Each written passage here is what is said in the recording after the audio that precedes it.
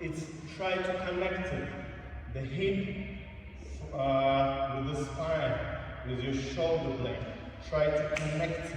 It's not just only hip goes out, because if it's not connected, I can create compression inside my body. I can create a very good controlling action. I just start to follow without control. But if I want to move more, but I need to control. Yes, if I go, but I need to control the room. I need to control. If I move here, room. Quick, slow, and control. That's my hips. Control with my spine in a good connection. It's very, very important. Okay, one more time. Давайте еще раз спиной. With the closed legs. 1, 2, 3, 4. 1, 2, 3, 4. But spine to connect.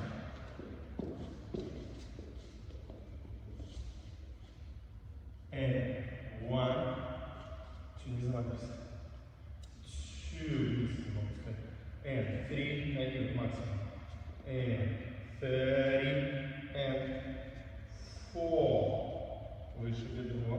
And 1, 2, and 3, and 4. And 1, 2, 3, 4. 1, 2, 3, 4. 1, 2, 3, 4. 1, 2, 3, 4. Okay, how you see in the end of his action, the space between hip and shoulder blade start to be very, very small. Why? Because we use the pendulum action, and it's not just to the side. No, the pendulum action happens and that hip goes maximum up, because my opposition goes down, and that hip stays maximum up, and that part stays maximum down, and that part of my body start to have a good connection from a good posture. Yes, I have a good vertical line, and that side action from my spine start to work a lot. It's very, very important